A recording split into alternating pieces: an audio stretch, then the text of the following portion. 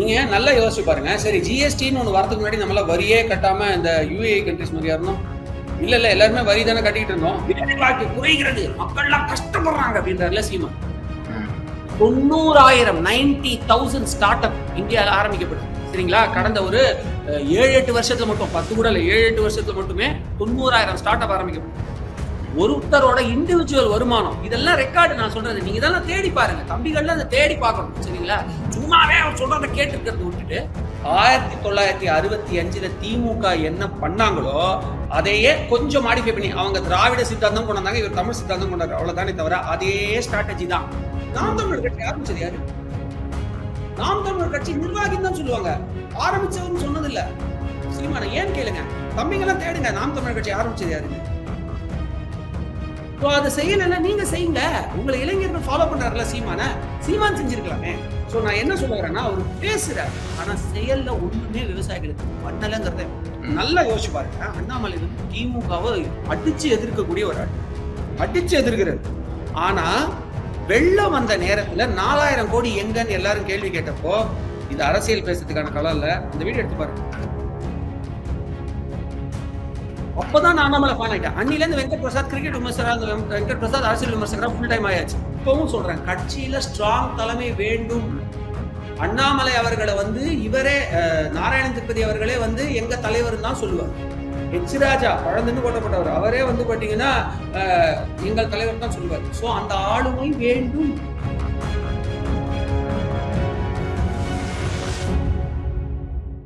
INT தமிழர்களுக்கு அன்பு வணக்கம். இன்றைய நேர்காணலில் நம்முடன் இணைந்திருப்பவர் டெக்னிக்கல் ஆர்கிடெக்ட், இன்டர்வியூ ட்ரைனர் மற்றும் முன்னாள் ஆர்ஜே, கிரிக்கெட் விமர்சகருமான, தற்போது அரசியலும் விமர்சனம் பண்ணிட்டு வர்றார். நம்முடைய இணைந்திருப்பவர் திரு வெங்கட் பிரசாத் அவர்கள். வணக்கம் சார். வணக்கம் சார். நீங்க சொல்லுங்க சார், இப்போ அரசியல் களம் எப்படி இருக்கு? தேர்தல் வந்துட்டு தொடங்கணும், ஒரு 4 நாட்கள் தான் வந்துட்டு பேலன்ஸ் இருக்கு. அரசியல் களம் வந்து பரபரப்பா போய் கொண்டிருக்க நேரத்துல யங்ஸ்டர் மனசுல வந்துட்டு என்ன இருக்கு? வளர்ந்து வரும் வாக்காளருக்கு என்ன சொல்ல விரும்புறீங்க சார்? சார், ஆக்சுவலா அரசியல் களம்ல வந்து ஒரு அட்வான்டேஜ் என்னன்னு பாத்தீங்கன்னா, நல்ல மாற்றம் இருக்கு. அதாவது இந்த எப்பவுமே இருக்கிற அந்த 2 திராவிட கட்சிகள் மட்டும் இல்லாம புதுசா ஒரு சக்தி வரணும் அப்படின்ற எண்ணம் இருக்கிறது உண்மையிலே பாராட்டக்கூடிய விஷயம். முக்கியமா வந்து பாத்தீங்கன்னா, இதை வந்து நீங்க ஒரு ஷேர் ஆட்டோல ஏறினாலோ இல்ல ஒரு பஸ்ல போனாலோ, இல்லைன்னா நீங்க வந்து ஒரு சும்மா ஒரு ஐடி கம்பெனில நாங்க உட்காந்து பேசிட்டு இருக்கும் போதோ, இல்ல ஓப்பனா சொல்லணும்னா இந்த பாய்ஸ் ரெஸ்ட் ரூம்ல அப்படி காசி பேசிட்டு இருப்போம் பாத்தீங்களா, அந்த டைத்துல கூட பாலிடிக்ஸ் தான் ஓடிட்டு இருக்கு. சரிங்களா? ஒரு பக்கம் ஐபிஎல் ஆர்சிபி ஓடிட்டு இருக்கு, இன்னொரு பக்கம் பாலிடிக்ஸ் ஓடிட்டு இருக்கு. இவ்வளவுதான் டாபிக். ஆனா என்னன்னா, இந்த ஒரு மாற்றம், அதாவது புதுசா ஒரு மாற்றம் வேணும் அப்படிங்கிற அந்த ஒரு எண்ணம் சரியான திசையை நோக்கி போயிட்டு இருக்கானா உண்மையிலே டவுட். ஏன்னா புது கட்சிக்கு வாக்களிக்கணும்னு, அதாவது இந்த 2 திமுக இல்லாம புதுசா வாக்களிக்கணும்னு நினைக்கிற 10 பேர்ல 7 பேர் வந்து சீமான்ற பேரை சொல்றாங்க. மாஸ் இல்ல. ஏன்னா எந்த ஒரு தலைவன் வந்து முன்னேற்றத்தை நோக்கி போறானோ, எந்த ஒரு தலைவன் வந்து இன்னும் நிறைய யூனிட்டியா இருக்கணும் அப்படின்னு சொல்றானோ, எந்த ஒரு தலைவன் வந்து மத்திய அரசுல இருந்து நான் இன்னும் நிறைய திட்டங்கள் உங்களுக்கு வாங்கி தரேன், உங்களுக்கு நிறைய பெனிஃபிட்ஸ் வாங்கி தரேன், உங்க வளர்ச்சிக்கு இன்னும் நல்ல விஷயங்கள் பண்றேன் அப்படின்னு பிராக்டிக்கலா நடக்கக்கூடிய தீர்வுகளை பேசுறாரோ, அதுதான் வந்து பாத்தீங்கன்னா மாற்றம். சரிங்களா? ஆனா நான் வந்து கச்சத்தீவை ஒரே கையில கொண்டு வந்து அப்படியே என்னுடைய ஆர்மியை கொண்டு வந்துருவேன், ஜிஎஸ்டி எங்கிட்ட வாங்கிடுவேன். சார், ஒரு விஷயம் நல்லா புரிஞ்சுக்கோங்க. இந்தியான்ற தேசத்துலதான் ஸ்டேட்ஸுகள் பிரிக்கப்பட்டது. ஸ்டேட்ஸ்லாம் சேர்ந்து இந்தியா உருவால. சரிங்களா? சோ அதெல்லாம் புரியாம நீ என்கிட்ட ஜிஎஸ்டி வாங்கிடுவே அப்படிங்கிறது, அப்புறம் அர்த்தம் இல்லாத விஷயங்கள் எல்லாம் பேசுறது, அதே மாதிரி எப்ப பாரு பிரிவினைவாதம் பேசல உளறிட்டு இருக்கிறது. அதுக்கப்புறம் இந்த மாதிரி எண்ணம் உள்ள ஒரு தலைவர் வந்து மாற்றம் கிடையாது, ஏமாற்றம். சரிங்களா? அவர் சீமானவர்கள் சொல்ற நிறைய விஷயங்கள் உருட்டுகள் தான் அப்படிங்கிறதுக்கு என்கிட்ட பயங்கரமான டீடைல்ஸ், ஆதாரங்கள் எல்லா சப்ஜெக்ட்லயும் இருக்கு. அவர் பேசுற விவசாயம் ஆகட்டும், அவர் பேசுற முன்னேற்ற அரசியலா இருக்கட்டும், எதுவா இருந்தாலும் ஓகேங்களா? சோ மக்களுக்கு எடுத்துட்டு போகணுன்றதுதான் எனக்கு ஒரு கன்செப்ட். இல்ல, எதன் அடிப்படையில் சார் அவர் பேசுறது எல்லாமே வந்து உருட்டுக்கள் சொல்ல வரீங்க? ஏன்னா வந்துட்டு பொருளாதாரம் அந்த எக்கனாமிக் வந்துட்டு பேசிட்டு இருக்காரு, ஜிஎஸ்டி வந்து வசூலிக்கிறாங்க, அதை வந்து நான் கொடுக்க மாட்டேன் அப்படின்னு சொல்லி மக்களுக்கு புரியும் விதமா பேசிட்டு இருக்காங்க. நீங்க எப்படி, எதன் அடிப்படையில் நீங்க அவர் வந்து சொல்றீங்க சார் உருட்டுக்கள்னு? அது கண்டிப்பா உருட்டு நம்பர் 1. நம்ம அப்படியா இருப்போம். ஏன்னா நீங்க சொல்றீங்க ஜிஎஸ்டியை மக்களுக்கு புரிய வைக்கிறாரு. இது வரைக்கும் அவர் ஜிஎஸ்டி மக்களுக்கு புரிய வைக்கல. நீங்க நல்லா யோசிச்சு பாருங்க. சரி ஜிஎஸ்டின்னு ஒண்ணு வரதுக்கு முன்னாடி நம்மள வரியே கட்டாம இந்த யுஏஇ கண்ட்ரிஸ் மாதிரியா இருந்தோம்? இல்ல எல்லாருமே வரி தானே கட்டிட்டு இருந்தோம். வாட்ன்ற பேர்ல கட்டிட்டு இருந்தோம். எதுக்கு போகுதுன்னே தெரியாம ஒரு டிரான்ஸ்பரன்சி, அதாவது வெளிப்படைத்தன்மையே இல்லாம நம்ம வரி கட்டிட்டு இருந்தோம். இப்ப ஜிஎஸ்டில தெளிவா நீங்க கொடுக்கிற வரியில எவ்வளவு பர்சன்ட் ஸ்டேட் கவர்மெண்ட்டுக்கு எவ்வளவு பர்சன்ட் சென்ட்ரல் கவர்மெண்ட்டுக்கு போகுதுன்றது நமக்கு கண்ணால பில்லுல பார்க்க முடியுது. ரெண்டாவது, இந்த வரினால விலை ஏற்றம்னா கிடையாது, அது புரிஞ்சுக்கோங்க சரிங்களா. இது வந்து காக்கா உட்கார பணம் வந்த கதையா. இங்க ஒரு பக்கம் இன்ஃபிளேஷன் ஏறிட்டு இருக்கு, உலகம் ஃபுல்லா ஏறிட்டு இருக்கு. இந்த பெட்ரோல் பிரைஸ் எல்லாம் பாத்தீங்கன்னா நம்ம ரொம்ப ஜாஸ்தி ஏறின்றோம். பக்கத்துல பங்களாதேஷ்ல 130 ரூபாய்க்கு மேல, நேபாள 130 ரூபாய், இந்தியன் மணிக்கே சொல்றேன் மேல, பாகிஸ்தான்ல 220 ரூபாய் பெட்ரோல் கிடைக்காது, தட்டுப்பாடு சரிங்களா. ஸ்ரீலங்கால உங்களுக்கே தெரியும் எவ்வளவு கஷ்டப்பட்டாங்க, 240 வரைக்கும் போச்சு.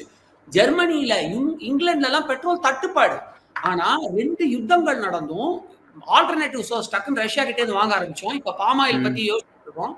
நம்ம இதெல்லாம் பண்றதுனால நம்ம பெட்ரோல் பிரைஸ் மட்டும் இல்லாம நம்ம இன்ஃபிளேஷன், அதாவது விலைவாசி உயர்வையும் கட்டுப்பாட்டுல வச்சுக்கோம். ஏறவே இல்லைன்னு நான் சொல்லல.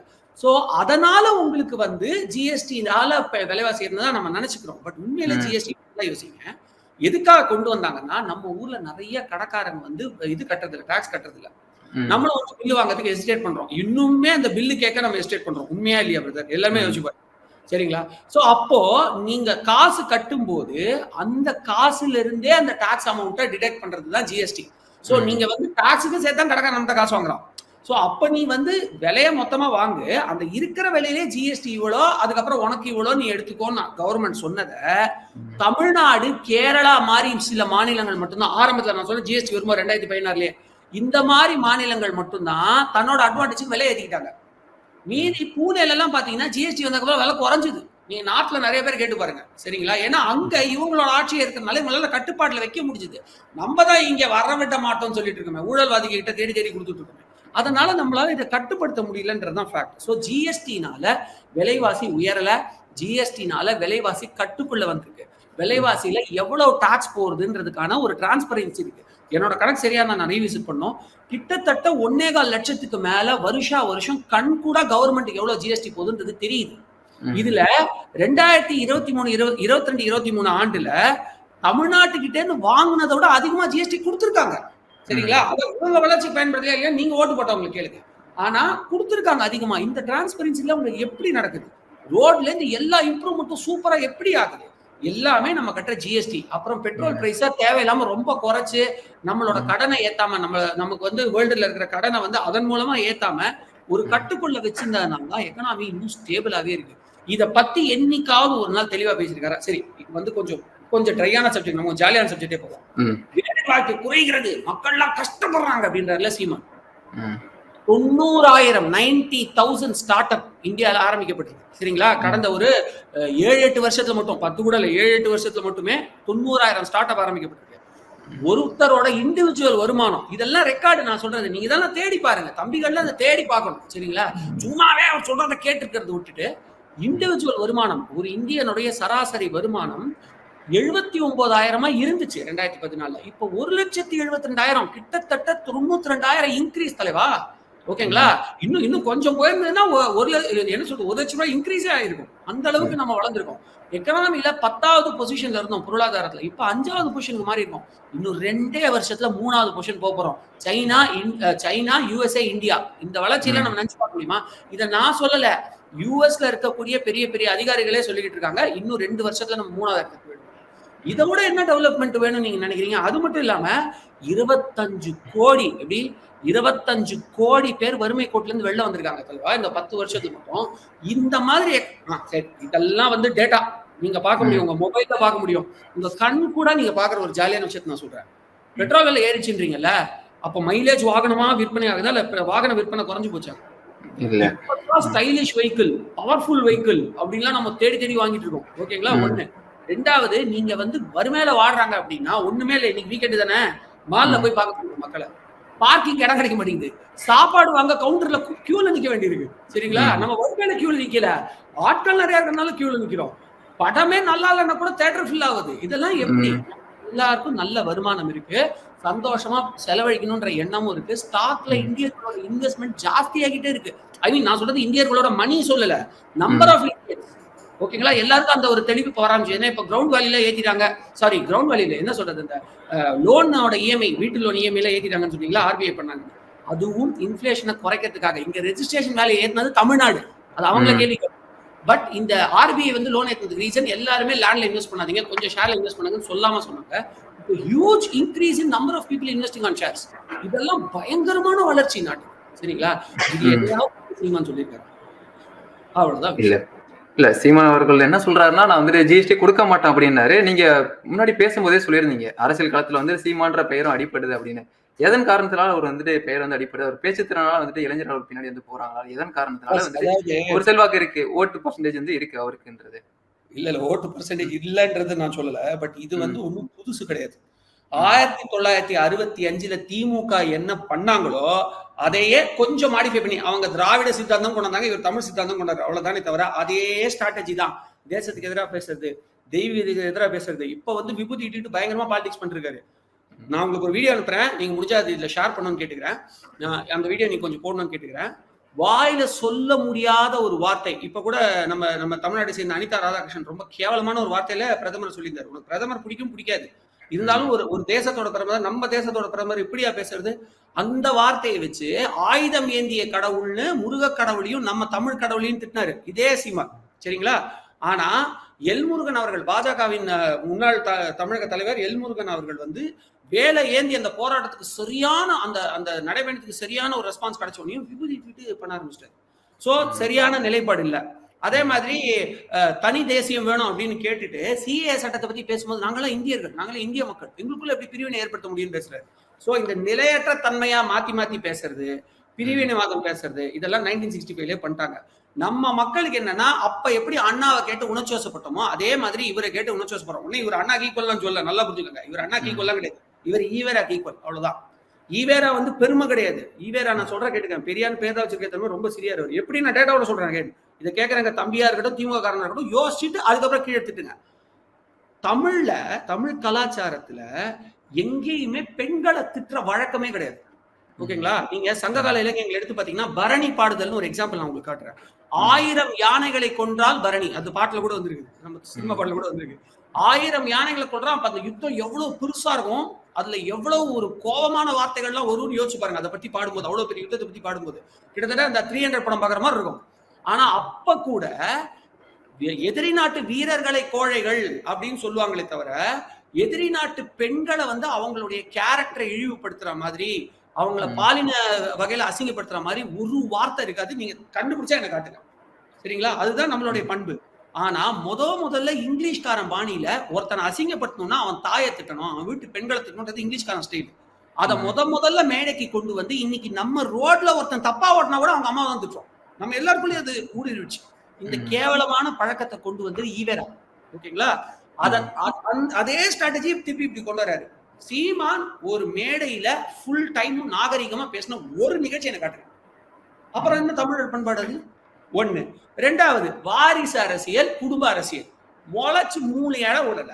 அதுக்குள்ள அவங்களோட கட்சியில வந்து பாத்தீங்கன்னா அவங்க ஒய்ஃப்க்கு ஒரு பதவி, எப்படி 16 வருஷமா கட்சிக்கு உழைச்சவனை தூக்கி விட்டுட்டு அவங்க ஒய்ஃப்க்கு ஒரு பதவி கொடுத்துருக்காரு. அவங்க ஒய்ஃப் தமிழர்ன்றல, அவங்க ஒய்ஃப் தெலுங்கு பூர்வீகத்தை சேர்ந்தவங்க. சரி, அதை அவங்களோட பர்சனலா வச்சுப்போம். பட் பதவி கொடுத்துருக்காரு. எப்படி 16 வருஷம் உழைச்சவனை துரத்தி விட்டுட்டு. ஓகேங்களா? அவர் ஒரு வீடியோ போட்டிருக்காரு பாருங்க, 16 வருஷமா நான் என் காசை போட்டு பண்ணிருக்கேன், நான் துரத்தி விட்டாரு, ஏமாத்துறாரு அப்படின்னு சொல்லிட்டு. அதே மாதிரி அவர் பையனை இப்ப ஹைலைட் பண்ணிட்டு இருக்காரு. சரிங்களா? அதே குடும்ப கட்சி, அதே லாஜிக் தான். திமுக பண்ற அதே விஷயத்தை தான் இவர் இப்ப கொஞ்சம் தமிழம்னு சொல்லி பண்ணிட்டு இருக்காரு. ஒண்ணு. இன்னும் 2, 3வது செம பாயிண்ட் சொல்றேன் கேட்டுக்கங்க. அதாவது 3வது ஒரு செம பாயிண்ட் சொல்றேன் கேட்டுக்கங்க. அதான் ஃபர்ஸ்ட் இது சொல்லிட்டேன், என்ன சொல்றது, அவர் நிலைப்பாடற்ற தன்மை சொல்லிட்டேன். இன்னொன்னு வந்து வாரிசு அரசியல் பற்றி சொல்லிட்டேன், வாரிசு இப்பவே கொண்டு வராரு அப்படின்னு சொல்லிட்டு. 3வது அவர் கொண்டு வந்த அந்த ஸ்ட்ராட்டஜியில நிலைப்பாடற்ற தன்மை. முன்னாடி ஒண்ணு பேசுறாரு, இன்னைக்கு ஒண்ணு பேசுறாரு. அவர் வந்து பெருசா ஒரு மாற்றம் எதுவுமே கொண்டு வரல. இளைஞர்கள் உணர்ச்சி வசப்பட்டு செய்யக்கூடிய அந்த விஷயத்த தனக்காக இன்வெஸ்ட் பண்ணிக்கிறாரு. இதே இந்த சொல்ல அந்த எக்ஸாம்பிள் நீங்க இதை அப்படியே பார்க்கணும்னா கோன்னு ஒரு படம் இருக்கு. ஓகேங்களா? நம்ம தான் வந்து பாப்பநாசம் படத்துல வர மாதிரி எல்லாத்தையும் சினிமா பார்த்து கத்துக்கிறோம். கோன்னு ஒரு படம் இருக்கு. அதுல பாருங்க என்ன பண்ணுவாங்க, 2 கட்சியுமே பிடிக்காத ஒரு மாற்று சிந்தனை வேணும், அதே மாதிரி மாற்று நல்லது பண்ணணும்னு நினைக்கிறவங்க எல்லாரையும் ஒன்று திரட்டி ஒரு கட்சி உருவாக்குவார் வில்லன். கடைசியில அவருக்கு பணம் கொடுக்குறது நக்சலைட்டா இருக்கும். இது கற்பனை கிடையாது பாஸ். வெஸ்ட் பெங்கால்லையும் இன்ஃபேக்ட் ஆம் ஆத்மில காலிஸ்தானியோட சப்போர்ட்டோட அவரே ஒத்துக்கிட்டே இருப்போம், நான் ஃபண்டு பண்ணேன்னு. அப்படிப்பட்ட சப்போர்ட்டோட ஆம் ஆத்மியும் வெஸ்ட் பெங்கால்ல வந்து டிஎம்கேவும் எப்படி உருவாச்சோ, திரிணாமுல் காங்கிரஸ் எப்படி டிஎம்சி எப்படி உருவாச்சோ, அதே ஸ்ட்ராட்டஜி தான் சீமான் உருவானார். ஆனா என்ன ஒரு விஷயம்னா இதுக்கு கொஞ்சம் மதமாற்று சக்திகளும் ஃபண்ட் பண்ணாங்க. ஏன் ஃபண்ட் பண்ணாங்க? இந்த மாற்று சக்திகளை வச்சு ஒரு புது சக்தியை உருவாக்குனா இந்தியாவோட வளர்ச்சியை நம்ம கேள்விக்குறியாக்கலாம். ஏன்னா தமிழ்நாட்டுல இருந்து எதிர்க்கலாம், பிஜேபி எதிர்க்கலாம் அப்படின்னு சொல்லிட்டு தான் நினைச்சாங்க. பட் அவங்க போராத காலம் அண்ணாமலைன்னு ஒரு சூப்பரான ஃபோர்ஸ் வந்து அதே இளைஞர்களை அதே மாற்று சிந்தனை உள்ள தாம்பங்க திருப்ப ஆரம்பிச்சிட்டார். ஒண்ணு. ரெண்டாவது சீமான் கிட்ட கொடுத்தது. இன்னொரு சிமிலாரிட்டி சொல்ல வரேன். நம்ம திமுக இதுக்கு ஒரு சூப்பர் சிமிலாரிட்டி இருக்கு. என்ன தெரியுமா? திமுக கட்சி ஆரம்பிச்சது யாரு? பஸ் கருணாநிதியா? கிடையாது. கலைஞர் கருணாநிதி கிடையாது. ஆரம்பிக்கல. யாரோ ஒருத்தர் ஆரம்பிச்சதா அடா பண்ணி தன் குடும்ப சொத்தாக்கிட்டாரா? நாம் தமிழர் கட்சி ஆரம்பிச்சது யாரு? நாம் தமிழர் கட்சி நிர்வாகின்னு தான் சொல்லுவாங்க. ஆரம்பிச்சவர்னு சொன்னது இல்ல. சீமான ஏன் கேளுங்க. தம்பிங்க எல்லாம் தேடுங்க. நாம் தமிழர் கட்சி ஆரம்பிச்சது யாருன்னு. ஆரம்பிச்சது யாரோ ஒருத்தர். இவர் தன்னோட குடும்ப சொத்தாக்கிட்டு இருக்காரு சீமான். சோ எவ்வளவு மேட்ச் இருக்கு பாருங்க ரெண்டு பேரும். இல்ல ஆரம்பிச்சது இருக்கட்டும் சார். இவரு ஒருங்கிணைச்சு அதை கட்டமைச்சு அவர் தானே கொண்டு வந்துட்டு இருக்காரு. Right pass. பட் என்ன செய்யறாரு அதை வச்சுங்கிறது தானே கேள்வி. உங்களுக்கு நான் சொல்ற எல்லா விஷயமும் உண்மையா இல்லையா? அவர் வாரிசு உள்ள கொண்டு வர்றாரு, நிலையற்ற தன்மையா இருக்காரு. அதே மாதிரி என்ன சொல்ல வருது, ஒரு நெகட்டிவ் ஃபோர்ஸ் மாதிரியே சைனாக்கு எதிராக ஒன்றும் இல்லை. நம்ம அதை பத்தி இன்னும் டீட்டெயிலா பேசுவோம். பட் சைனாக்கு எதிராக ஒரு வார்த்தை அவர் பேசியிருக்காரு. நீங்க என்ன சொல்லுங்க? அவ்வளவுதான் விஷயம். ஓகே. இப்ப பாத்தீங்கன்னா இப்போ தமிழர்களுக்கு என் நினைத்தை வந்து தொட்டு பார்த்தாலும் வந்துட்டு வேரோட அவன் அழிப்பேன் அப்படின்னு சொல்றாரு. மக்களுக்கு ஒரு பிரச்சனைனா போராட்டத்துல வந்து களத்துல நிக்கிறாரு. விவசாயிகள் ஒரு பிரச்சனை வந்து களத்துல நிக்கிறாரு. அதை வச்சு சொல்லிட முடியாது இல்லைங்களா? அவ்வளவு ஈஸியா வந்துட்டு அவர் வந்துட்டு நீங்க ஒரு நிலையற்ற தன்மை உள்ள பர்சன் சொல்லிட்டு ஒவ்வொன்னா போவோமா? முதல்ல விவசாயி, அது உருட்டு நம்பர் 3. விவசாயிகளுக்கு சீமான் வந்து விவசாயி சின்னத்தையே வச்சிருந்தாரு. கரெக்டா? இப்ப அந்த சின்னம் போனது காரணம் ஷார்ட்டா சொல்லிட்டு நம்ம விவசாயத்துக்கு போவோம். ஏன் எனக்கு ஒரு ஃப்ரெண்டு இருந்தான் பஸ், நிதிஷ்னு ஒரு ஃப்ரெண்டு தான். சரிங்களா? அவன் என்ன பண்ணா, காலேஜ்ல அசைன்மெண்ட் சப்மிட் பண்ண ரெக்கார்ட் சப்மிட் பண்ண வேண்டிய அன்னைக்கு கட்டடிச்சு லீவ் போட்டான். எதுக்குன்னா ஃப்ரெண்டோட அக்கா பொண்ணு கல்யாணம். இவருக்கு அங்க என்ன வேலைன்னு தெரியல. அக்கா பொண்ணு கல்யாணம் 3 நாள் காலி. லாஸ்ட் டேவும் விட்டாச்சு, அடுத்த 2 நாளும் விட்டாச்சு. இது பண்ணி கரெக்ஷன் பண்ணி மார்க் போட்டாச்சு. அதுக்கப்புறம் ஓடி வந்து சப்மிட் பண்ணா எப்படி ரெக்கார்ட் புக் வாங்கிக்குவாங்க? உடனே அவர் என்ன சொன்னார்? ஹெச்ஓடி மேல காண்டு முடிச்சாங்க. இதே தான் சீமான் பண்றது இருக்கும். சரிங்களா? எக்ஸ்டெண்ட் கூட பண்ண முடியல. நீங்க செய்ய வேண்டாம். அதுக்கு ஒரு தலைவரை உருவாக்கணும். நான் தான் சொல்றேன், நல்ல தலைவரை உருவாக்குறதுதான் இன்னொரு லீடரோட. ஒரு லீடர்னா யாரு? அவர் சிந்தனை கொண்ட அவரை போல செயல்படக்கூடிய ஒரு இன்னொரு லீடர், இன்னும் 10 லீடர் உருவாக்கணும். அதான் ஒரு நல்ல லீடருக்கு அழகு. அதையே இவர் பண்ணல. சரி விடுங்க, விவசாயத்துக்கு இப்ப வர. விவசாயத்துக்கு இவர் உண்மையிலேயே நன்மை பண்றதா இருந்தா இவர் கூட நின்று மோடி அரசாங்கம். ஏன் நான் சொல்லட்டுமா? நான் டேட்டா சொல்றேன், நீங்க தேடி கண்டுபிடிச்சிட்டு அப்புறம் வந்து நம்ம சொல்லுங்க. இந்த ப்ரோக்ராம் பாக்குற எல்லாத்தையும் நான் வந்து ஒரு ஃப்ரெண்ட்லி சவாலாவே விடுறேன். அதாவது மோடி அவர்களுடைய ஆட்சியில எவ்வளவு நன்மைகள் பண்ணியிருக்காங்கன்னா, சமீபத்துல கூட விவசாயிகளுக்கு தவணையில டைரக்டா அவங்களுக்கே ஒரு உதவித்தொகை ஒண்ணு போகுது. சரிங்களா? அந்த உதவித்தொகை எப்படி போகுது அப்படின்னு பாத்தீங்கன்னா, 21,000 கோடி உதவித்தொகை டைரக்டா கிட்டத்தட்ட 9 கோடி விவசாயிகளோட அக்கௌண்ட்டுக்கு நேரடியா போயிருக்கு. ஒரு 2,000 ரூபாய் தவணை, 3,000 ரூபாய் தவணை, அந்த மாதிரி. சரிங்களா? உதவித்தொகை அது வந்து ஒண்ணு. இன்னொன்னு வந்து பாத்தீங்கன்னா, நம்ம அடிக்கடி இந்த எம்எஸ்பி அப்படின்னு ஒண்ணு பேசிட்டு இருக்கோம்ல, அதாவது குறைந்தபட்ச ஆதார விலை அப்படின்னு ஒண்ணு பேசிட்டு இருக்கோம் பாத்தீங்களா? அதுக்காக இந்த டெல்லியில போராட்டம் பண்ணி காமெடி பண்ணாங்க. அதுல நம்ம பண்ண அச்சீவ்மெண்ட் எனார்மஸ். கடந்த 10 வருஷங்கள்ல 56% மேல குறைந்தபட்ச ஆதார விலையை ஏத்திருக்கோம். அதாவது மோடி அரசாங்கத்தோட திட்டமே என்ன அப்படின்னு பாத்தீங்கன்னா, விவசாயிகள் உற்பத்திக்கு செய்யற செலவை விட 50% அதிக லாபம். அவங்க செய்யற ஒவ்வொரு 100 ரூபாய்க்கு அவங்களுக்கு 150 ரூபாய்க்கு மேல கிடைக்கணும் அப்படின்னு எம்எஸ்பியை நிர்ணயிச்சிருக்காங்க. எம்எஸ்பியே எப்படின்னா, அப்ப ஆக்சுவல் லாபம் எவ்வளவு இருக்கும்னு பாருங்க. ஓகேங்களா? இதெல்லாம் கையில இருக்கிற டேட்டா நீங்க பார்க்க முடியும். இன்னொரு பியூட்டிஃபுல்லான விஷயம் சொல்றேன். இந்த பாம் ஆயில்னு சொல்லுவாங்க இல்லையா, அதோட உற்பத்தி இருக்கணும்னு ஒரு சூப்பரான இனிஷியேட்டிவ் எடுத்து 11,000 கோடி அதுக்கு மட்டுமே ஒதுக்கியிருக்காங்க. இதோட டார்கெட் என்னன்னா, 2025-26க்குள்ள 10 லட்சம் ஏக்கர் பாமாயிலோட இன்வெஸ்ட்மெண்ட்டுக்கு மட்டுமே வரும். அதை செய்யற ஒவ்வொரு விவசாயிகளுக்கும் உதவித்தொகையில இருந்து லோன்ல இருந்து, அதாவது லோன்ல ஒரு பாட்டை மானியமா அரசாங்கமே கட்டும். இப்படி எல்லாம் உதவி செஞ்சுட்டு இருக்காங்க. எதுக்குன்னா, பாமாயில வெறும் நம்ம இப்ப இம்போர்ட் பண்ணிட்டு இருக்கோம். பாமாயில வேற நாட்டிலும் வாங்கிட்டு இருக்கோம். நம்மளே உற்பத்தி பண்றதுக்கான இனிஷியேட்டிவ் இது. இதனால யார் பயனடைய போறா? விவசாயிகள் தான். அதுவும் இல்லாம பெட்ரோலுக்கு ஒரு மாற்று சோர்ஸாவும் அதை யூஸ் பண்ணணும்னு நினைச்சிட்டு இருக்காங்க. இந்த மாதிரி சிந்தனைகள்லாம் யாருக்கு இருக்கும்? அதுவும் இது போக்கஸ் என்ன தெரியுமா? North east. எந்த இடத்துல மணிப்பூர் பிரச்சனை நீங்க சொல்றீங்களா? மணிப்பூரை பத்தி நம்ம தனியா பேசுவோம். டோட்டலா வேற டாபிக். ஆனா அந்த நார்த் ஈஸ்ட் ஃபுல்லா இருக்கிற மக்களே பிஜேபி தான் ஓட்டு போட போறாங்க. ஏன்னா அவங்களுக்கு 10 லட்சம் ஹெக்டர், ஓகேங்களா, 10 லட்சம் ஏக்கர், 10 லட்சம் ஏக்கர் விவசாய நிலத்துல பாமாயில் உற்பத்திக்கு இப்ப கொஞ்சம் கொஞ்சமா அந்த இம்ப்ரூவ்மெண்ட் ஆகி நிறைய ரீச் ஆயிருக்கு. இது ஒண்ணு. இன்னொன்னு, விவசாயிகளுக்கு வந்து அதாவது 2020-21 என்ன வருஷம் பாஸ்? பயங்கரமா கொரோனா அடிச்ச வருஷம். ரொம்ப எல்லாரும் பாதிக்கப்பட்டோமா? அப்போ 300 மில்லியன் டன் 300 மில்லியன் டன் விவசாய உற்பத்தி பண்ணி இந்திய நாடு சாதனை பண்ணிச்சு. யாரு? மோடி அவர்களுடைய ஆதரவால. அப்ப இல்லாம அவ்வளவு கிரைசிஸ் டயத்துல பண்ண முடியுமா? இன்னொரு விஷயமும் சொல்றேன். சரி, இதை விட ஒரு ஸ்டெப் மேல போறேன். குறைந்தபட்ச ஆதார விலை சொல்லிட்டேன், அவங்களோட வாழ்வாதாரம் இன்க்ரீஸ் ஆயிருக்குன்னு சொல்லிருக்கேன். அதுக்கப்புறம் வந்து 300 மெட்ரிக் டன் உற்பத்தி சாதனை பத்தி சொல்லிருக்கேன். இதை விட சூப்பரான ஒரு விஷயம், 2023 சிறுதானிய ஆண்டு, மில்லட்ஸ் இயர் அப்படின்னு அறிவிக்கப்பட்டது. தெரியுமா உங்களுக்கு? நம்ம தமிழ்நாட்டுல முக்காவாசி பேருக்கு தெரியாது. தமிழ்நாடு கேரளாக்கு மட்டும் தான் தெரியாது, ஆனா உலகம் ஃபுல்லா தெரியும். அந்த இனிஷியேட்டிவை கொண்டு வந்தது மோடி. நீங்க கொண்டு வந்த யோகா திட்டம் சூப்பரா இருக்குன்னு இந்த இனிஷியேட்டிவ் உலகம் அப்படியே 2 கையில வாங்கிக்கிச்சு. இதோட அட்வான்டேஜ் என்னன்னு பாத்தீங்கன்னா, நீங்க கூட ரோட்ல பாத்திருப்பீங்க, திடீர்னு என்னைக்கும் இல்லாத மாதிரி ரோட்ல ஒரு பாயை விரிச்சு நிறைய சிறுதானியங்களை வித்துட்டு இருந்தாங்க போன வருஷம். எல்லாருமே இந்த வீடியோ பாக்குற எல்லாருமே பாத்திருப்பீங்க. அது எப்படி? சிறுதானிய ஆண்டுன்னு மோடி கொண்டாடினது. அதுல ஒரு சூப்பரான ராஜதந்திரம் இருக்கு. அதுக்கு முன்னாடி ஒரு விஷயம் சொல்றேன். உலகளாவிய அளவுல சிறுதானிய நூற்றாண்டை ஆரம்பிச்சு வச்சது நம்ம தமிழ்நாட்டை சேர்ந்த பாப்பம்மாள்ன்ற ஒரு வயசான விவசாயி பெண்மணி. பாப்பம்மாள் நினைக்கிறேன் பேர் தப்பா சொல்ல மன்னிச்சிருங்க. பட் அவங்க தான் ஆரம்பிச்சாங்க. ஓகேங்களா? மோடியை ஆசீர்வாதம் பண்ணி ஆரம்பிச்சாங்க. 107 வயசு அவங்களுக்கு. தமிழ்நாட்டுல இருந்து போய் தான் ஆரம்பிச்சாங்க. ஏன் வேற ஸ்டேட்ல இருந்து கொண்டு வந்திருக்கலாமே. அவங்க உடனே என்ன சொல்லுவாங்க? தமிழ்நாடு ஓட்டுக்காக பிஜேபி பண்றாரு. சார், தமிழ்நாட்டுல இருந்து நீங்க ஒரே ஒரு எம்பி கொடுத்தே அவர் 300 எம்பி வச்சு ஆட்சி பண்ணிட்டு இருக்காரு. சரிங்களா? அது இல்லைனாலும் அவரால் ஜெயிக்க முடியும். அப்படி அவர் செய்யறதா இருந்தா அவர் குஜராத்ல இருந்து ஒருத்தர் கூட்டு வந்துருக்க வேண்டியதானே. எதுக்கு தமிழ்நாட்டுல இருந்து பாப்பம்மாள் கூட்டு போனார்? ஏன்னா மரியாதை, தமிழர்கள் மேல இருக்கிற மரியாதை. சோ இதுவே நம்ம தமிழர்களுக்கு தெரியாது. இதுல என்ன ஒரு இந்த மில்லட் நூற்றாண்டுனால மில்லட் சிறுதானியங்களுடைய வியாபாரம் வந்து 9 பில்லியன் US டாலர்ஸ்ல இருந்து 12.5 பில்லியன் US டாலர்ஸா இன்க்ரீஸ் ஆயிருக்கு. இதுல ட்விஸ்ட் இங்கதான். கிட்டத்தட்ட 3.5 பில்லியன் US டாலர்ஸ் இன்க்ரீஸ் ஆயிருக்கா ஒரே வருஷத்துல. இதுல ட்விஸ்ட் என்னன்னா 43% சிறுதானிய உற்பத்தியை பண்றது இந்தியா. அது மட்டும் இல்லாம சிறுதானியம் தான் குறைந்தபட்ச சாகுபடி. விவசாயத்தை பத்தி பேசினா மட்டும் போதா, சாகுபடினா என்ன தெரிஞ்சுக்காங்க. ஆடியன்ஸ்க்கு நான் ஒரு ரிக்வெஸ்டா வைக்கிறேன், இதை கோச்சிக்காதீங்க. சாகுபடி அதாவது என்னன்னா, இவங்க இதை விதைச்சு இதை இவங்க அறுவடை பண்ணி இதை விற்கிற காலமே 3 மாசம் 4 மாசத்துக்குள்ள முடிஞ்சிடும். சோ அப்ப எவ்வளவு சீக்கிரம், ஒரு வருஷத்துல 3 தடவை நீங்க லாபம் பார்க்க முடியும். விவசாயிகளுக்கு சிறுதானியத்தினால அப்படி ஒரு அட்வான்டேஜ் தேடி கொடுத்தது மோடி ஐயா. இந்த இனிஷியேட்டிவ் பத்தி உங்களுக்கு மோடி பிடிக்கும் பிடிக்காது, சிறுதானிய நூற்றாண்டு, நீங்க நிறைய சிறுதானியங்கள் வச்சு தமிழ் பெருமையை தூக்கி நிறுத்துங்கன்னு சீமான் சொல்லிருக்கலாமே. சீமான் அவர்கள் சொல்லியிருக்காரு சார். நான் வந்துட்டு அண்ணனே வந்து என்ன சொல்லியிருக்காருன்னா, நான் வந்துட்டு விவசாயத்தை வந்து மேம்படுத்தணும்னு தான் சொல்லியிருக்காரு. ஆட்சிக்கு வந்தோடனே வீட்டுல இருக்க எல்லாருக்கும் பாத்தீங்கன்னா அந்த கறவை மாடுகள் கொடுத்து நான் விவசாயம் பண்ணுங்க தானே சொல்லி கொடுத்துடுவேன். அப்படிதான் அவர் சொல்லிட்டு இருக்காரு. நானும் சொல்லுவேன். இவருங்க அதாவது நான் வந்து இதை செய்வேன், நான் அதை செய்வேன் அப்படின்னு இப்ப இவங்க சொல்லியிருக்காங்க பாருங்க. பெட்ரோல் விலை 75 ரூபாய் கொண்டு வருவாங்க. நடக்கிற காரியம் அது.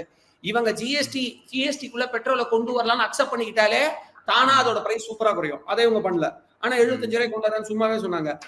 சிலிண்டர் விலையை 100 ரூபாய் குறைக்கிறேன்னாங்க. இது வரைக்கும் குறைச்சாங்களா? அதே மாதிரி நீட்டை வந்து ஒதுக்கி ஸ்டாப் பண்றேன்னாங்க. முடிஞ்சா? இந்த மாதிரி 1000 வாயில சொல்லலாம். நான் கேட்கறது உங்களுக்கு ஒரு கேள்வி. சீமான் அவர்கள் நிறைய பேசுறாரு. நான் தான் திருப்பி சொல்றேன், சூப்பரா பேசுறாரு. ஆனா செயல்ல இவ்வளவு பெரிய இனிஷியேட்டிவ் ஒருத்தர் பண்ணிட்டு இருக்காங்க. உண்மையிலேயே நீங்க விவசாயிகளுக்கு அக்கறை காட்டுறவரா இருந்தா, உண்மையான ஒரு அரசியல்வாதியா இருந்தா நீங்க என்ன பண்ணணும்? நமக்கு மோடி பிடிக்காது, ஆனா ஒண்ணு மட்டும் சொல்றேன், இந்த சிறுதானிய நூற்றாண்டை நல்லா பயன்படுத்திக்கிட்டு தமிழர்கள் நீங்க எல்லாம் விவசாயத்துல வளர பாருங்க அப்படின்னு நீங்க சொல்லியிருக்கலாம். பாமாயில் உற்பத்தியில வந்து சும்மா ஒரு பேச்சுக்கே சொல்றேன், நார்த் ஈஸ்டுக்கு மட்டும்தான் வந்து இம்பார்ட்டன்ஸ் கொடுக்குறாங்க. தமிழகம் இருக்கிற நம்ம எல்லாம் இழிச்ச வாங்களா, நீங்களும் பாமாயில் உற்பத்தி பண்ணுங்க, உங்களுக்கு லோன் அவங்க மறுக்க முடியாது சொல்லிருக்கலாமே. அதே மாதிரி விவசாய கடங்கள்ல சோலார் பேனல் வச்சு பவர் ஜென்ரேட் பண்றதுக்கு, மோட்டர்ல பவர் ஜென்ரேட் பண்றதுக்கு ஒரு இனிஷியேட்டிவ் இருக்கு. அதை பத்தி 4 மக்களுக்கு எடுத்து சொல்லிருக்கலாமே. செயல் உலகிலேயே சிறந்த சொல் செயல். வேலைக்காரன் படத்துல ஒரு சூப்பரான டைலாக். அந்த செயல் என்ன பண்ணிருக்காரு இவரு, அதாவது தமிழர்களுக்கு அப்புறம் வரும் விவசாயிகளுக்கு இவர் என்ன பண்ணிருக்காரு? இவ்வளவு நல்ல திட்டங்களை மோடி அவர்கள் கொண்டு வந்திருக்காரு. இந்த நம்ம மீடியாக்கள் பல பேர் இதை எடுத்துட்டு போறது இல்ல. மனசாட்சி தொட்டு சொல்லுங்க, இப்படி கை வச்சு சொல்லுங்க, இந்த வீடியோ பாக்குற எத்தனை பேருக்கு சிறுதானிய ஆண்டு 2023ன்றது தெரியும்? சோ அதை செய்யலைன்னா நீங்க செய்யுங்க. உங்களை இளைஞர்கள் ஃபாலோ பண்றாருல சீமான் செஞ்சிருக்கலாமே. சோ நான் என்ன சொல்ல வரேன்னா, அவர் பேசுறாரு, ஆனா செயல்ல ஒண்ணுமே விவசாயிகளுக்கு பண்ணலங்கிறத. ஏன் செயல்ல வந்துட்டு செயல்படுத்த மாட்டேன்றான்னு நினைக்கிறீங்க? என்ன டிராபேக் இருக்கு அவர்கிட்ட? வெறும் பேச்சு திறனை வச்சு மட்டுமே கொண்டு போயிட்டு இருக்காரு கட்சியை. சிந்தனை பாஸ், அதான் நான் சொல்றேன்ல. அதாவது நீங்க ஒரு விஷயத்தை இப்ப அண்ணாமலை எடுத்துக்கங்க, நல்லா யோசிச்சு பாருங்க. அண்ணாமலை வந்து திமுகவை அடிச்சு எதிர்க்கக்கூடிய ஒரு ஆள், அடிச்சு எதிர்க்கிறார். ஆனா வெள்ளம் வந்த நேரத்துல 4000 கோடி எங்கன்னு எல்லாரும் கேள்வி கேட்டப்போ இது அரசியல் பேசுறதுக்கான களம் இல்ல. அந்த வீடியோ எடுத்து பாருங்க. அப்பதான் நான் அண்ணாமலை ஃபேன் ஆயிட்டேன். அன்னில இருந்து வெங்கட் பிரசாத் கிரிக்கெட் விமர்சகரா, வெங்கட் பிரசாத் அரசியல் விமர்சகரா ஃபுல் டைம் ஆயாச்சு. சரிங்களா? அண்ணாமலை சொல்றாரு, இது அரசியல் பேச வேண்டிய நேரம் இல்ல, 4000 கோடி செலவு காமிச்சிருக்கீங்க, இப்பயாச்சும் துரிதமா ஏதாவது ஒண்ணு செய்யுங்க, கடகடன்னு ஏதாவது ஒண்ணு செய்யுங்க மக்களுக்கு. சரிங்களா? இப்ப நான் அரசியல் பேச விரும்பல அப்படின்ட்டு போறாரு. சோ இந்த செயல், இதுதான் நான் சொல்றேன் ஒரு பெரிய டிராபேக் அவர்கிட்டன்னு. தமிழர்கள் பத்தி நீங்க பேசுனீங்கல்ல, இலங்கை தமிழர்கள் முகாமுக்கு விசிட் பண்ணி எவ்வளவு நல்ல திட்டங்களையோ உதவிகளையோ சீமான் கட்சி செஞ்சிருக்காங்கன்னு எனக்கு எடுத்து சொல்லுங்க.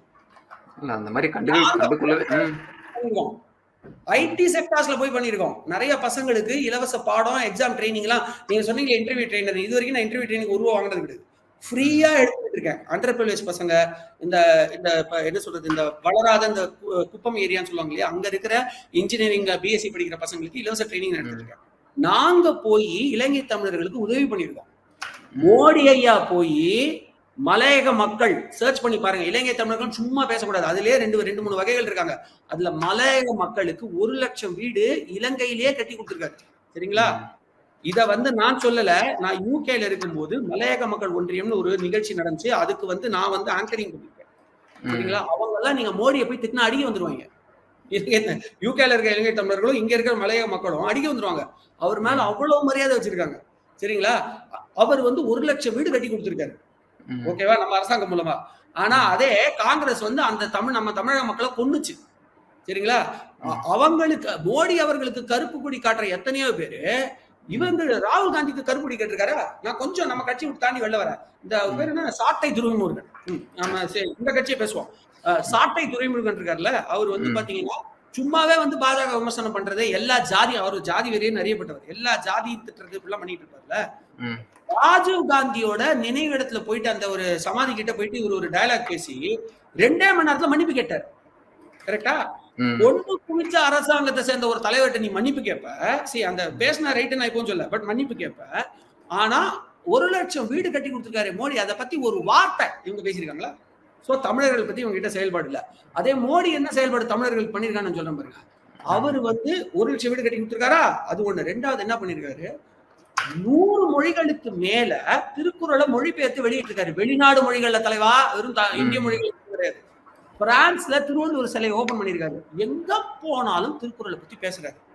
ஏன்னா மறுபடியும் திருப்பி சொல்றேன், உடனே தம்பிகள் இது ஓட்டுக்காக நான் கேக்குறேன், இந்த தடவை நீங்க 40 தொகுதி ஓட்டு போடலப்பா, ஓகே? தோத்துறாங்க பிஜேபி. போன வருஷமே நீங்க அதிமுக தான் போட்டீங்க 2019 எலெக்ஷன்ல. போன வருஷம் இல்ல, போன எலெக்ஷன்ல. அதுக்கு முன்னாடி ஒன்னே ஒண்ணுதான் எம்பி தமிழ்நாட்டுல இருந்து. ஆனா பாஜக மட்டுமே 2019ல 303 எம்பிஸ். ஓகேங்களா? நீங்க கொடுத்த அதிமுக ஒரே ஒரு அதிமுக எம்பியும் சேர்க்காம. சோ தமிழர்களுடைய ஆதரவு இல்லாமலே ஜெயிக்க முடியும். ஆனா அவருக்கு அதிக ஆதரவு கொடுக்குற குஜராத்தியோ, இந்திக்காரனையோ, மராத்தியோ அவர் பெருமையா பேசலையோ. அவர் பெருமையா பேசுறது தமிழ் மக்களை. ஏன்னா அவருக்கு தமிழோட பாரம்பரியம் தெரியும். இந்தியன் வேல்யூவை தமிழர்களை வச்சு இன்னும் எடுத்துட்டு போகணும்னு அவர் நினைக்கிறாரு. தமிழர்களுக்கு அவர் செஞ்ச அளவுக்கு, தமிழுக்கு அவர் செஞ்ச அளவுக்கு கொண்ட இந்த காசி இது ஒண்ணு பண்ணாரு பாருங்க. காசில தமிழர்கள் மாநாடு ஒண்ணு. அது சாதாரண விஷயம் கிடையாது. மோடி ஐயா சும்மா லட்சத்தீவுக்கு போய் இப்படி மூடிட்டு வந்ததுக்கே உலகம் ஃபுல்லா பார்த்துச்சு. அப்ப தமிழர்கள் மாநாடு அணி நடக்கும் பொழுது என்கிட்ட ஒரு 20 தமிழர்கள், 20 மக்கள், பிரான்ஸ் பேசுறவங்க, பிரெஞ்சு பேசுறவங்க, அதுக்கப்புறம் பாத்தீங்கன்னா பாரிஸ பூர்வீகமா கொண்டவங்க, எனக்கு என் கூட யூகேல ஒர்க் பண்ணவங்க எனக்கு மெசேஜ் பண்ணி, can you give me some translatory book for திருக்குறள்னு கேக்குறாங்க. லிட்டரலா நடந்துச்சு. ஏன்னா இந்த மாநாட உலகம் பாக்குது. எப்படி இங்க சும்மா ஒரு வாக்கிங் ஸ்டாலின் அவர்கள் போனா எல்லா நியூஸ் சேனலும் அதை காட்டுறாங்க. அது மாதிரி இந்தியா ஃபுல்லா மோடி அவர்களை அப்சர்வ் பண்ணுது. அவரோட யோகா ஆகட்டும், சிறுதானியம் ஆகட்டும், அவர் பண்ண அந்த ஒரு மாநாடாகட்டும், ராமர் கோயில் ஆகட்டும், உலகம் ஃபுல்லா பாக்குறாங்க. சோ தமிழர்களுக்கு உண்மையிலே நல்லது பண்ணது இது. அந்த செயலும் சீமான் அவர்கிட்ட இருக்கு. ஓகே சார், இந்த தேர்தலில் பேசலாம் சார். இப்போ 40 தொகுதியிலையும் பார்த்தீங்கன்னா கேண்டிடேட் தனிச்சு தான் போட்டிடுறாரு, கூட்டணி கிடையாதுன்னு சொல்லிட்டாரு. இந்த கூட்டணிக்காக பார்த்தீங்கன்னா எனக்கு பல கோடியெல்லாம் கொடுத்து பேரம்லாம் பேசினா அவரே ஓப்பனாக பேசிட்டு வராரு சார். 40 கேண்டிடேட் ஒரு படிச்ச ஒரு யங்ஸ்டர்ஸ் கொடுத்துருக்காங்க. எல்லாமே ஒரு டாக்டரேட், எல்லாமே இந்த மாதிரி ஒரு கேண்டிடேட் தான் கொடுத்துருக்காங்க. இந்த தேர்தல் அவர் எப்படி சந்திக்க போறாரு, எப்படி வளர்ச்சின்றது இருக்க போறாரு கட்சிக்கு, என்ன நினைக்கிறீங்க சார் நீங்க? 2 விஷயம் சொல்றேன்.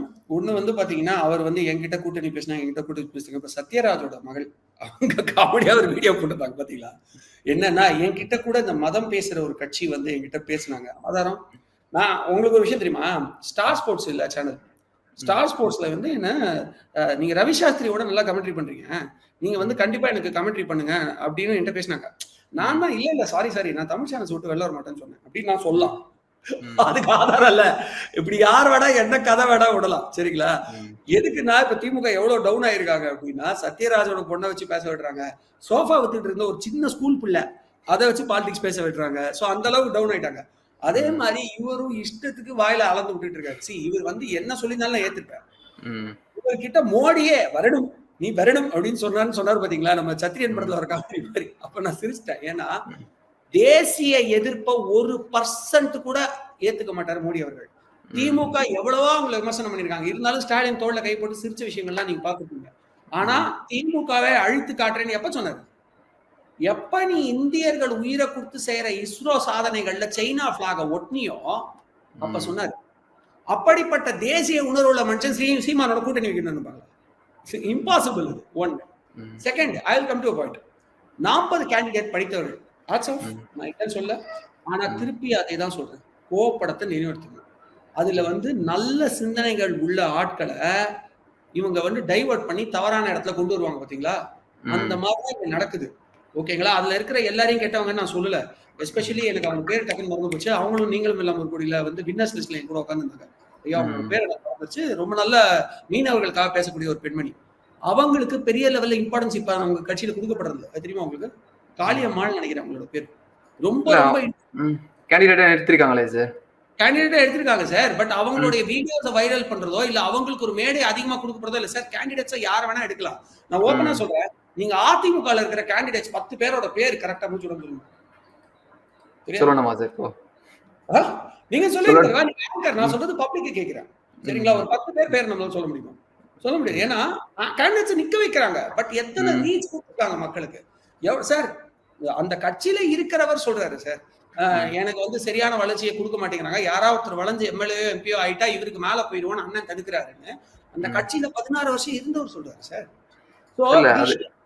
அது வந்துட்டு சார் தம்பிக்கு மத்தியில அது என்ன பேசப்படுதுன்னா, அதாவது கட்சியில இருந்து வெளியில போனாங்க அப்படிதான் பேசுவாங்க அப்படின்ற வாதத்தை அவங்க வைக்கிறாங்க சார். எதுக்கு வெளியே போகணும்? அவர் ஒரு நன்னடத்தைக்காரமா நிறுத்தப்பட்டிருக்காரு. சரி நான் ஒத்துக்கிறேன். ஒரு பக்கம் வந்து சாடை துருவன் அப்படிதான் நிறுத்திட்டு மறுபடியும் உள்ள சேர்த்துக்கிட்டாரு. ஓகேங்களா? சாடை Dhruvan is nothing less than சிவாஜின்னு ஒருத்தர் வந்து கட்சி விட்டு தூக்கி ரொம்ப அசிங்கமா பேசினா மறுபடியும் சேர்த்துட்டாங்களா திமுக. அவரும் சாடை துருவன் ஒண்ணுதான். No more difference. என்ன சாடை துருவனா எந்த டாபிக்ல நீங்க எமோஷனலா இருப்பீங்களோ அதை தேடி பேசுவார். அவ்வளவுதானே தவிர அவர்கிட்டையும் பெரிய காரசாரெல்லாம் அவரோட விவாதம்லாம் நீங்க பாத்தீங்கன்னா பாண்டே அவர்கள் என்ன பேசுறாரோ அதே விஷயத்த வேற ஆங்கிள் பேசுவார். அதே அந்த வீடியோ பார்த்துட்டு அப்படியே வாமிட் பண்ணுவார். ஓப்பனா சொல்லிட்டா சாடை துருவன் பண்ண ஒரு காமெடி நான் சொல்றேன். உங்களுக்கு எல்லாம் ஃபன்னா இருக்கும். சின்மயியோட மீட்டு விவகாரம் பூதாகாரமா வெடிச்சது. சின்மயியோட மீட்டு விவகாரம் அது பேசும்போது இவர் என்ன சொல்லிட்டாரு, சின்மயி என்னைக்குமே அவங்களோட பேர் வெறும் சின்மயின்னு சொல்ல மாட்டாங்க. சின்மயி ஐயர்னு கூட போட மாட்டாங்க. ஹையர் தான் எல்லா இடத்தையும் சொல்லுவாங்க அப்படின்னு வீடியோ இன்னமும் இருக்கு வலைதளத்துல. சின்மயி ஹையர் தான் சொல்லுவாங்களாம். அவங்க ஐயங்கார், அவங்க மேல ஐயரே கிடையாது. சோ இந்த மாதிரி வளரல்கள் நிறைய இருக்கும். அது வந்து அவங்க கட்சிக்கே தெரிஞ்ச ஒரு விஷயம். இந்த வளரல்கள்னால அவர் ஒதுக்கி வச்சானாலாச்சும் பரவாயில்ல. எதுக்காக அவர் கட்சி விட்டு ஒதுக்கி வச்சாருன்றதை மட்டும் உங்களை சொல்ல. நல்லா உழைச்ச உங்களுக்கு ஆப்பர்ச்சுனிட்டி கிடைக்க மாட்டேன்னா கட்சி விட்டு வெளில வந்து உண்மையை சொல்லதான் செய்வான். இப்போ கட்சி விட்டு வெளியே வரவங்க எல்லாரும் இந்த கட்சியை பத்தி பேசுறது ரைட்டு நானும் ஒத்துக்கல. பட் அவர் சொல்ல வேண்டிய பாயிண்ட் நம்ம கன்சிடர் பண்ணோம். அவர் வந்து பெண்கள் விஷயத்துல தப்பு பண்றாரு. அதனால வந்தானே இவர் சொன்னா நம்ம இது அவனுக்கு முன்னாடியே தெரியாதா, எவ்வளவு நாளா அந்த லேடியோட விஷயம் போயிட்டு தானே இருக்கு அப்படின்னு நம்ம கேட்டுப்போம். பட் அவர் சொல்ற ஒரே பாயிண்ட், யாரெல்லாம் வந்து என்கிட்ட ஒருத்தர் சொல்லியிருக்காரு, பஸ் நான் வந்து சீமான் கட்சியில தான் இருந்தேன், விபூதி விட்டுட்டு போனேன். அந்த வேல் யாத்திரைக்கு முன்னாடி வேல் யாத்திரை விபூதி விட்டுட்டு போனேன், என்ன பலான்னு அடிச்சிட்டாரு. கட்சியை சேர்ந்த ஒருத்தர் கை நீட்டி உங்களுக்கு யார் உரிமை கொடுத்தா? அதனால கோச்சுக்கிட்டு அவர் இந்த பக்கம் பிஜேபி பண்ணிட்டாரு. இந்த மாதிரி நிறைய பேர் கட்சியை விட்டு வெளில வராங்க. எழுதி வச்சுக்காங்க. நானே தான் சொன்னேன் 10ல் 7 வாக்காளர்கள் இப்படி சொல்றாங்கன்னு. ஆனா அதுல எத்தனை பேர் வாக்கு போட போவாங்கன்றதை நீங்க பாக்கணும். ஆனா நான் பர்சன்டேஜ் வந்து பாத்தீங்கன்னா முந்தைய விட சீமானுக்கு இந்த டைம் கண்டிப்பா குறையும். நான் அடிச்சு சொல்றேன். ஏன்னா அவங்க கட்சி ஆதரவாளர்கள் எல்லாரும் வெளியே போயிட்டாங்க. ஏன்னா இவர் பண்ற குடும்ப அரசியல். ரெண்டாவது யாரையுமே வளர விட மாட்டேங்குது. பஸ் நான் உங்க அளவுக்கு கண்டினியூஸா இந்த ஃபீல்ட்ல இல்ல. நான் ஜஸ்ட் ஒரு பார்வையாளரா தான் பேசிட்டு இருக்கேன். என்னால பிஜேபியில வளர்ந்து வர 10 லீடர்ஸ் இப்ப சொல்ல முடியும். 10 லீடர்ஸ். தமிழ்நாட்டுல மட்டும் ஒரு 4 லீடர் சொல்ல முடியும். இந்தியா லெவல்ல 10-15 லீடர்ஸ் என்னால ஈஸியா சொல்லிட முடியும். வளர்ந்து வரவங்க. அது தேஜஸ்வி சூர்யாவா இருக்கட்டும், இவரா இருக்கட்டும், யாரு நம்ம அண்ணாமலை அவர்களா இருக்கட்டும், ஏகப்பட்ட பேர், ஸ்மிருதி இரானியா இருக்கட்டும். அதுக்கப்புறம் வந்து இப்ப ஏன் பிரதமர் கேண்டிடேட்டுக்கு 5 பேர் இருக்காங்க வெயிட்டிங். பூனோஸ் நம்ம ஜெய்சங்கர் கூட வாய்ப்பு இருக்கு சரி. சரிங்களா? சோ அந்த அளவுக்கு. ஆனா சீமான் கட்சியில வந்து நீங்க ஒரு பத்திரிகையாளரா இல்லாம ஒரு நார்மல் பர்சனா உங்களால ஒரு 10 பேர் சொல்லணும். இல்ல இவ்வளவுதான் தெரியுது. விஷயம். நீங்க ஒரு நல்ல லீடர் இன்னொரு லீடரை வளர வைக்கணும். சோ இப்ப களத்துல நான் பாக்குற விஷயம் என்னன்னா, ஆர்வ கோளாறு வாக்காளர்கள் சீமான்ற பேரை சொல்றாங்களே தவிர உண்மையா ஒரு கட்சியிலேயே இருந்த பாதி பேர் have moved out, have come to BJP literally.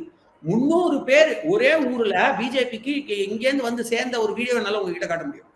அதாவது பொன்னிகையில இருந்து பிஜேபி வந்து சேர்ந்தவங்க 300 பேர் ஒரே கிராமத்துல. இதனால உங்ககிட்ட காட்ட முடியும். இப்பவும் சொல்றேன், கட்சியில ஸ்ட்ராங் தலைமை வேண்டும்.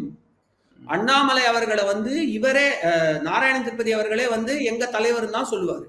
ஹெச் ராஜா பழந்துன்னு கோட்டப்பட்டவர் அவரே வந்து பாத்தீங்கன்னா எங்கள் தலைவர் தான் சொல்லுவாரு. சோ அந்த ஆளுமை வேண்டும். ஆனா ஹெச் ராஜாவை ஒரு இழிவா ஒரு மேடையில இவர் பேசி பார்த்திருக்கீங்களா? நம்மள பேசி பார்த்திருக்கீங்களா? இல்லைன்னா நாராயண திருப்பதி பேசி அண்ணன் அண்ணன் அண்ணன் அண்ணன் பாரு மூச்சு 3 தடவை. சீனியர்ஸ்க்கு மரியாதை கொடுக்கணும். அண்ணனுக்கு தெரியாத அரசியல் எனக்கு தெரியாது, இருந்தாலும் நான் அவர்கிட்ட கத்துக்கிட்டு இருக்கேன். இதுதான் பஸ் தன்மை. ஏன் ஐபிஎஸ் அவருக்கு தெரியாத அரசியல? தமிழ்நாட்டுல அண்ணாமலை ஒவ்வொரு டிஸ்ட்ரிக்ட்லயும் என்னென்ன பிரச்சனை அதுக்கான தீர்வு என்னன்னு சொல்றாரு தலைவரே. அப்படி இருக்கும்போது அவரு வந்து எதுக்கு இன்னமும் வந்து ஒரு ஹெச் ராஜா அவர்களையோ இல்லைன்னா வந்து ஒரு இவர நாராயண திருப்பதி அவர்களையோ பார்த்து எங்கள் அண்ணன் அண்ணன் ஏன் சொல்றாரு? அந்த ஒரு மரியாதை, அதாவது தலைமை பொறுப்பு ஏற்க வேண்டும், எல்லாருமே ஒரு கட்டுப்பாட்டுக்குள்ள இருக்கணுங்கிறது கரெக்ட். ஆனா உன் கட்டுப்பாட்டுல இருக்கிற சீனியருக்கு நீ மரியாதை கொடுக்கணும். இப்ப பாண்டியாவை ஏன் திட்டுறோம் நம்ம மும்பை இந்தியன்ஸ்ல? ஃபீல்டிங் தான் சொன்னாப்புல போய் நில்லுன்னு. எதுக்கு திட்டுறாங்க? ஏன்னா அவர் சொன்ன விதம் ஒண்ணுமே இல்லைங்க பாருங்க, அப்படி சொல்லியிருக்கலாம். அததான் ருத்ராஜ் கைக்வாட் பண்ணாரு. இப்ப புரியுதா உங்களுக்கு டிஃபரன்ஸ் என்னன்னு? சோ அந்த டிஃபரன்ஸை இவர் கொடுக்காம, அந்த மரியாதையை இவர் கொடுக்காம எல்லாரையும் கை நீட்டி அடிக்கிற உரிமை யாருக்கு? இவருக்கு தான் கட்சி சேர்ந்தவங்களை கை நீட்டி அடிக்கிறாங்க. இப்படி ஒரு கோப கட்டுப்பாடு இல்லாத கை நீட்டி யார் அடிக்கணும்? யாருமே அடிக்கூடாது. போலீஸ்காரங்க கூட தான் அந்த உரிமை இருக்கு. இப்ப மோடி அவர்கள் வந்து அந்த ட்ரெயின்ல கூட வந்து நிக்கிற கை நீட்டி அடிச்சா ஒத்துப்பீங்களா? நம்ம ஸ்டாலின் அடிச்சாரு. அதே தான் இப்ப சீமான் பண்ணிக்கிட்டு இருக்காரு. So what is the difference நான் கேக்குறேன். நீங்க 40 வேட்பாளர்கள் நிக்கிறாங்க, கூட்டணி இல்லாம நிக்கிறது அகைன் கோபப்பட அரசியல் பஸ். அது ஒரு பெரிய சாதனையா பார்க்கல.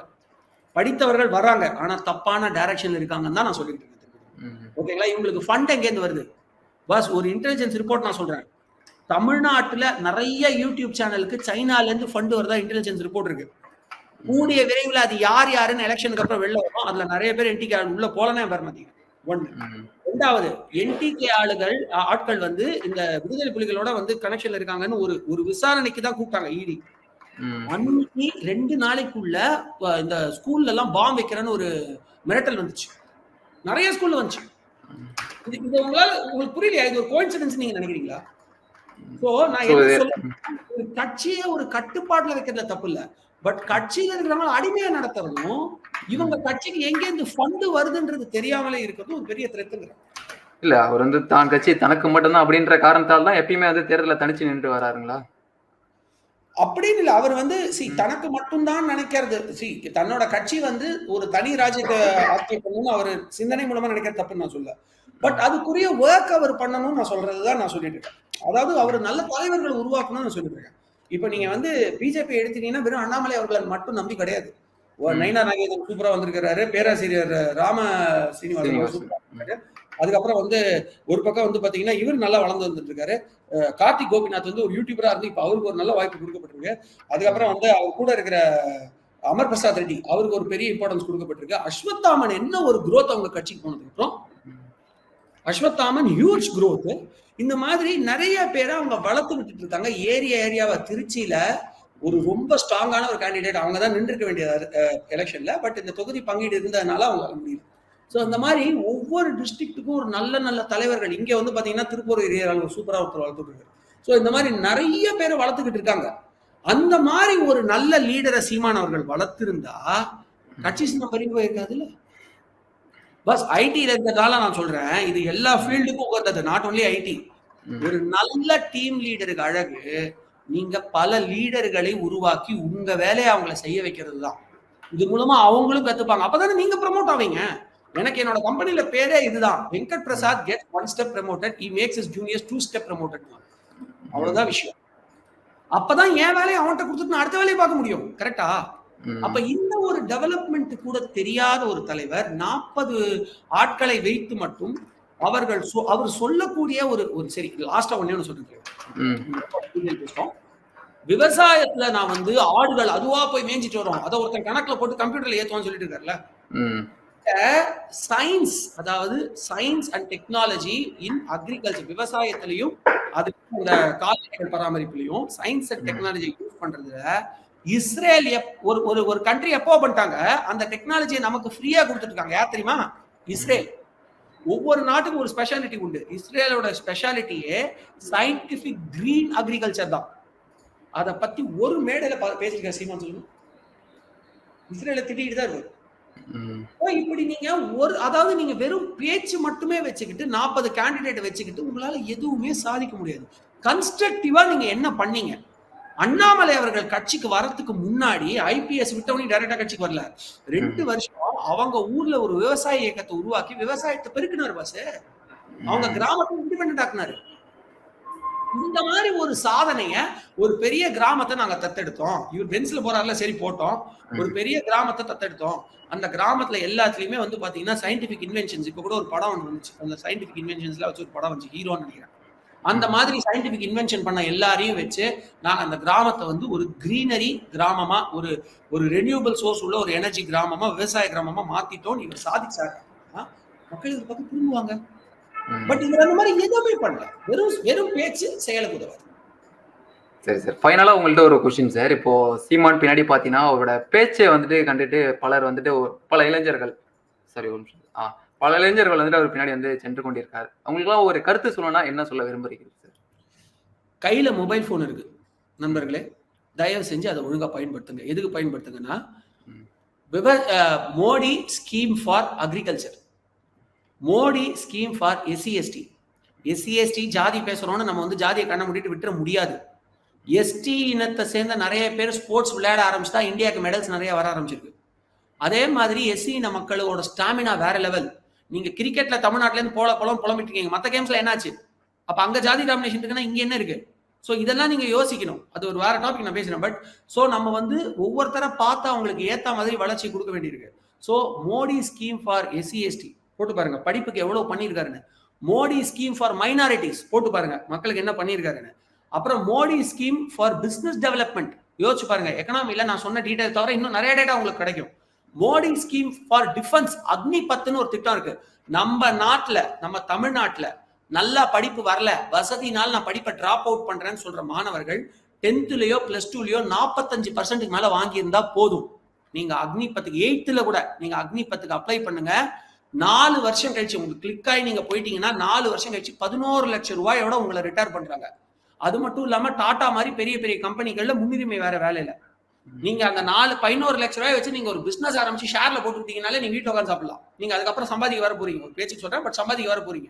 ஸோ இதை பத்திலாம் நீங்க இன்டர்நெட்ல நீங்களா தேடி படிங்க. அதுக்கப்புறமா சீமானோட ஸ்பீச்சை திருப்பி கேளுங்க. அதுல கொஞ்சமாச்சும் இவர் சொன்னது சென்சிபிள், ஆமாங்க கரெக்டா இருக்கு, நான் டேட்டா எல்லாம் பார்த்துட்டேன், அதுக்கப்புறமும் கரெக்டா இருக்குன்னு தோணுச்சுன்னா அவர் ஓட்டு போடுங்க. இல்ல அப்படின்னா மாற்றத்தை கொண்டு வர போகிற 3வது கட்சி உங்களுக்கு கிடைச்சிருச்சு. அண்ணாமலை கொண்டாட்டார், திமுக அதிமுக எல்லாம் கொண்டாட்டார். அந்த கட்சிக்கு பக்கம் நில்லுங்க. அதாவது இப்போ நான் ஓட்டு போடுங்கன்னு சொல்லல, நான் என்ன சொல்றேன், டேட்டாவெல்லாம் படிச்சு பாருங்க. அதுக்கப்புறம் உங்களுக்கு வந்து இவரு தான் கரெக்ட்னு தோணுச்சுன்னா அண்ணாமலை ஓட்டு போடுங்க. இல்லையா அதுக்கப்புறம் நீங்க சீமான் வீடியோ பாருங்க, என்னடா நான் என்ன படிச்சு இவர் என்ன பேசுறாரு உங்களுக்கு தோணல அப்படின்னா நீங்க அவர் பக்கம் நில்லுங்க. ஓகே, தொடர்ந்து பேசுவோம். இதுவரை பல்வேறு தகவலை பகிர்ந்து கொண்டமைக்கு நன்றி சார். நன்றி. Thank you sir.